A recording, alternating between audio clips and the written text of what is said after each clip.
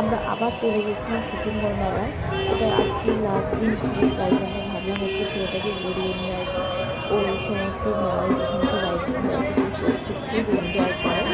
এই যে আমরা টিকিট কাউন্টারে দাঁড়িয়ে টিকিট কাটছি, জাস্ট ভেতরে ঢুকে গেছি, দেখতে পাচ্ছি আমার ছেলে এরোপ্লেনে উঠে গেছে। এখানে কতগুলো আছে, গাড়ি আছে, বাইক আছে, ওইগুলোতে চলবে না।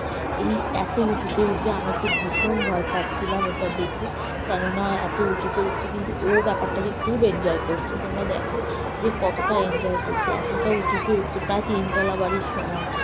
আমার তো বেশ ভয় লাগছিলো, কিন্তু ওর কোনো ভয় নেই, ও দারুণ দারুণ এনজয় করছে, আর আমাদেরকে টাটাও করছে। আমার তো মানে ভাবছি যে এত সাহস কবে থেকে হলো। তো ওই সমস্ত রাইডসগুলো খুব এনজয় করে। তো অনেকগুলোই চলেছে। এই যে বোটিং করতে নেমে গেছে, বোটিং করতে গিয়ে নিজের জামাটাও ভিজিয়ে ফেলেছে, দেখতে পাচ্ছ।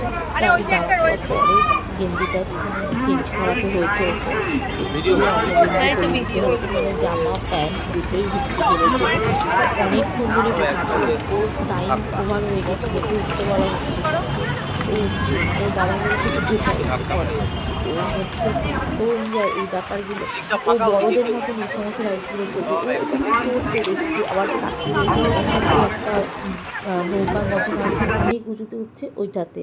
তো আমরা একটু মকটেল খেয়ে গলাটা ভিজিয়ে নিলাম। মাঝখানে আমরা একটুখানি গন্ধরাজ ফিশ খেয়েছি, সেটা ফটোটা তোলা হয়নি। তো মকটেল দিয়ে আমরা একটুখানি গলাটা এই ফটোটাই তুলতে পেরেছি। তারপরে আমার ছেলে আবার একটু একটা হেলিকপ্টারের রাইডস আছে, ওটা একটু চললো। ওর সমস্ত বাচ্চাদের অনেক কিছু আছে, সেগুলো চলবার কোনো এনার্জি নেই। ওই সমস্ত বড়দের যেগুলো মানে ডিফিকাল্ট, সেইগুলোতে চড়ার খুব খুব চড়তে খুব ভালোবাসে। তো ওটা বারবার করে খোলার চেষ্টা করছিলো, ওই জন্য ওকে বকাও দিচ্ছিলাম বারবার করে যে এগুলো করিস না। তো এগুলো করে তো বাড়িতে চলে এসেছিলাম। Tata, bye bye.